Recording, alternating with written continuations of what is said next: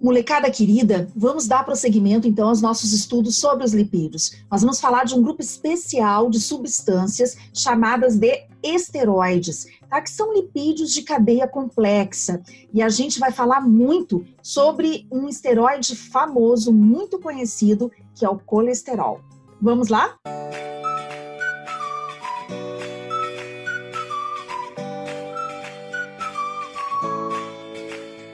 Quando a gente fala em colesterol, a gente pensa geralmente em doença, né? A gente pensa em coisas ruins ou em má alimentação, enfim.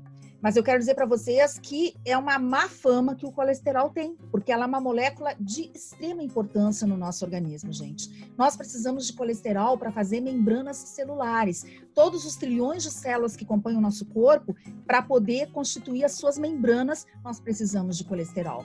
Nós precisamos de colesterol para fazer substâncias que regulam vários processos no nosso corpo, como a vitamina D. Vitamina D, ela tem como precursora a molécula de colesterol.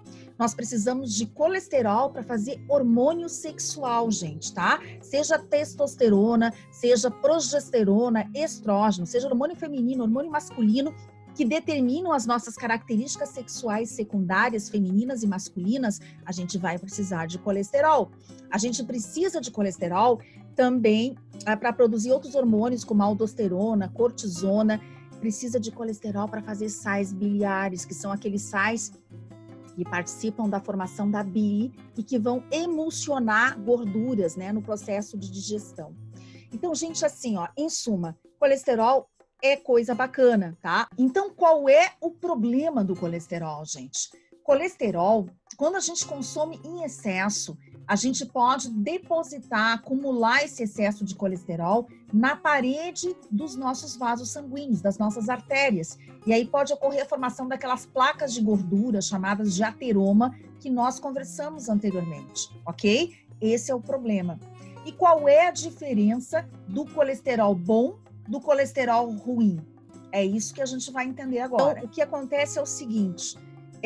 o colesterol, a princípio, é uma molécula que pode ser obtida de duas maneiras. A gente tem o colesterol endógeno, que é produzido pelas nossas células hepáticas, pelo fígado, e a gente tem o colesterol exógeno, que a gente pode obter através da nossa alimentação, tá?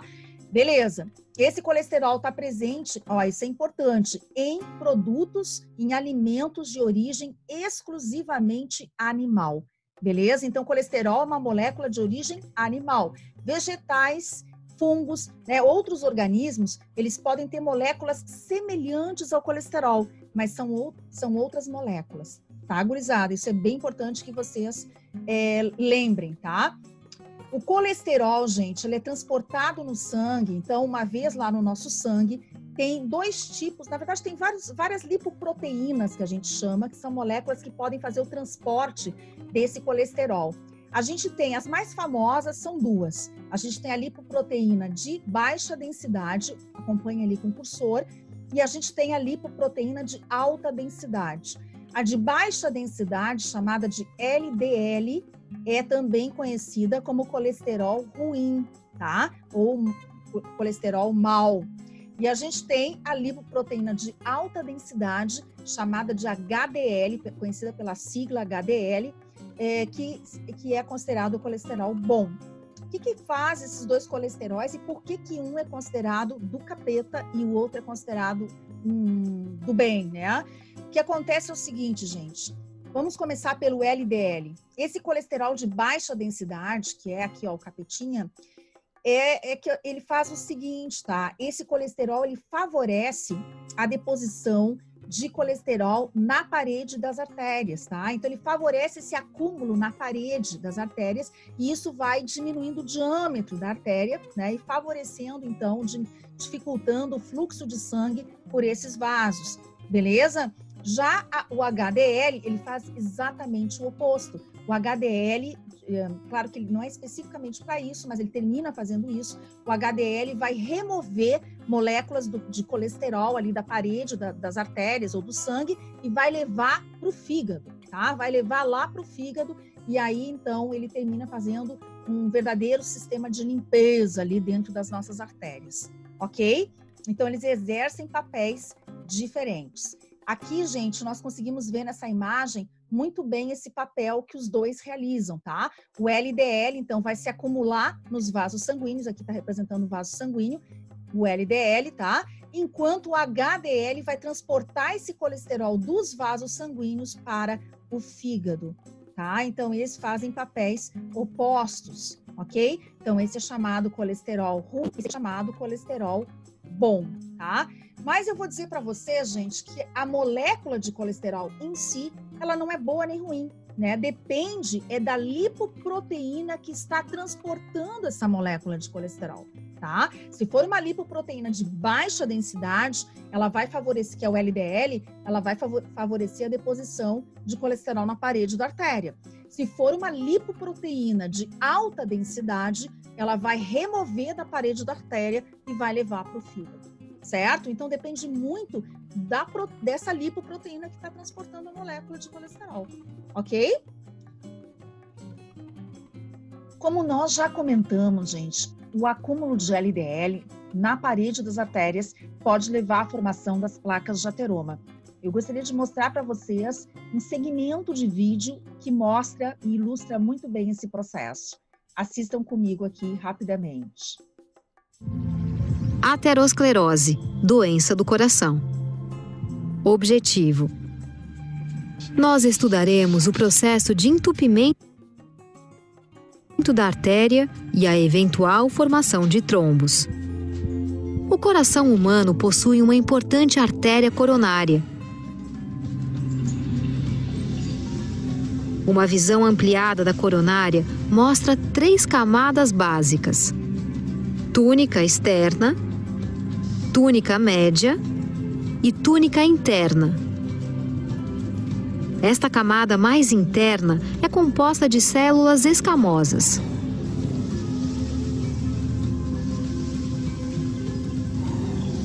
Quando o sangue transporta um nível mais elevado de colesterol ou moléculas de gordura por um longo período, essas moléculas de colesterol tendem a se instalar na superfície da artéria. Aqui elas são absorvidas pelas células epiteliais e formam uma camada entre a túnica interna e a túnica média. Essa camada é chamada de placa. À medida que a placa cresce, espalha-se ao longo das paredes da artéria, formando um inchaço que se projeta para o lúmen, resultando em redução do fluxo sanguíneo.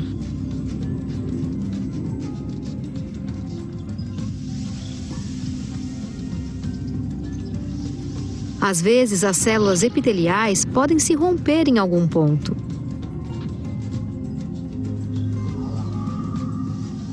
Isso ativa as plaquetas, que começam a formar fios de fibrina. Com o tempo, forma-se um coágulo. Este coágulo obstrui o fluxo sanguíneo pela artéria. Isso é chamado de aterosclerose. Aqui eu compartilho com vocês o que a Sociedade Brasileira de Cardiologia publicou em termos de recomendação, tá? O que seriam, assim, os valores de referência no que se refere, gente, a LDL, HDL, colesterol total, triglicerídeos no nosso sangue, tá? Eu compartilho com vocês, por exemplo, que as taxas de LDL em indivíduos que têm um alto risco deve ser sempre abaixo de 70 ou no máximo 70 miligramas por decilitro, tá? Já indivíduos com risco muito alto, ou seja, que têm placas de gordura muito grandes nas artérias, eles não devem ultrapassar 50 miligramas por decilitro. Molecada, tem um documentário chamado Muito Além do Peso, dirigido por Stella Renner, que trata justamente sobre essa questão de que nós estamos vivendo hoje uma verdadeira epidemia de obesidade infantil. E mostra que por causa disso, por uma má alimentação, por maus hábitos alimentares, pela ingestão excessiva de produtos industrializados, pela primeira vez, gente, as crianças, elas começaram a apresentar doenças que antes eram comuns somente aos adultos, como diabetes tipo 2, problemas cardiovasculares e depressão. Vamos conferir? Assistam comigo um pedacinho. Quantos saquinhos de açúcar vocês acham que tem dentro dessa latinha? Nenhum. Eu acho que tem 3. E se eu te contar? Segura aí, que tem 7 saquinhos. Numa latinha 7 nessa aqui. Ó, o absurdo. 7? Nossa Senhora. Se uma pessoa beber uma latinha de refrigerante por dia durante 7 dias, ela está consumindo 259 gramas de açúcares aproximadamente. Acho que até muito bastante. Muito. Caraca. Esse Meu pai do céu. Você acha muito, Silvia? É um absurdo. Eu acho. Muito. Isso é um absurdo. Bom, uma pessoa que consome uma latinha de refrigerante por dia durante um mês, ela está consumindo 1 quilo, 110 gramas de açúcar aproximadamente.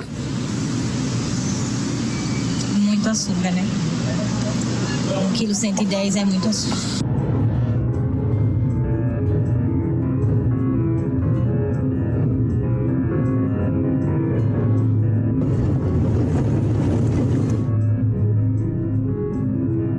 Você conhece esse produto? Conheço, acabei de devorar um pacote desse. Tem gordura aí? Tem um pouco, sempre tem. Não dá pra sentir muito, né? Bem sequinho. E se eu te disser que tem 77 gramas de gordura? 77? Nesse pacote?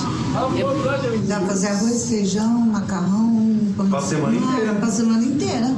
Eu fico imaginando quanto eu já consumi de óleo só nessas batatinhas. Tô impressionada. Uma criança comer tudo isso de óleo, né? Quer dizer, um salgadinho. Se ele come 2. Chocante, né, gurizada? Eu não vou ter tempo, assim, de mostrar todo o vídeo para vocês, tá? Mas, olha, vale a pena conferir. Quem tiver tempo, dá uma olhadinha lá no YouTube, tá bem?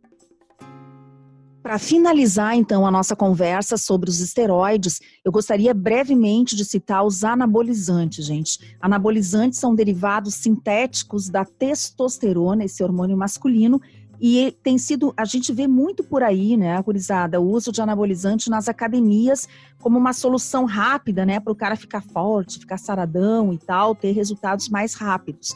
E geralmente o pessoal das academias, então, em busca desse, por um corpo dentro desse padrão aí vendido pela mídia, né, e tal, o pessoal quer resultado super rápido e termina utilizando os anabolizantes, muitas vezes sem indicação médica, tá? Só que isso, gente, causa diversos efeitos colaterais e pode causar prejuízos para a saúde, inclusive prejuízos bem graves, tá?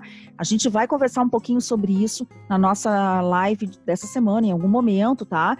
Mas a gente vai falar um pouquinho sobre os sinais que evidenciam o uso de anabolizantes, vamos falar das consequências, os efeitos nos meninos, né, nos homens, e o efeito nas mulheres, tá? De uma forma geral, quero dizer para vocês que entre os efeitos adversos do uso de anabolizantes, a gente pode citar a insuficiência cardíaca, trombose e infartos, ou seja, problemas cardiovasculares, né? Podemos falar também de danos ao fígado. Inclusive, gente, pode, assim, haver formação de nódulos benignos, né, a insuficiência hepática e tal, mas pode levar a uma cirrose, pode levar a um tumor maligno, um câncer, tá? Danos aos rins, tá? Porque a pessoa pode levar, claro, tô falando aqui em uso abusivo, tá? Dessas substâncias sem orientação médica. Pode levar também à formação de tumores, aumento de acne, gente, olha só, tá? O que acontece com o uso dessas substâncias? Algumas pessoas podem ter um aumento, né, de acne na pele, pode apresentar problemas de pele, entre muitos outros, tá? Que a gente pode mencionar aí na nossa live da semana, tá, galera? Então tem que ficar ligado. O último grupo, então, de lipídios são os carotenoides, que são lipídios pigmentados que podem ajudar, né? Podem participar também da absorção de luz na fotossíntese, mas eu chamo a atenção, gente, para um grupo especial de carotenoide, que é o beta-caroteno, que a gente encontra aí nos frutos, legumes, tá? Esse beta-caroteno aí tem um trabalho de 2018 que mostra que a maior ingestão de beta-caroteno aumenta a sobrevivência de mulheres com câncer de mama, tá? Então, esse beta-caroteno é uma substância precursora da vitamina A no nosso organismo, gente, tá? Então, o beta-caroteno que nós ingerimos na alimentação se converte em vitamina A na mucosa intestinal e no fígado, beleza? Povo, aqui tem um resumo final, assim, com algumas ideias de tudo que nós falamos, tá? Depois vocês deem uma olhadinha com carinho. E por hoje é isso. Muito obrigada, gente. Um abraço carinhoso para vocês. Qualquer dúvida que vocês tiverem, a gente conversa, então, no nosso encontro aí na semana, tá? Valeu, povo. Até mais.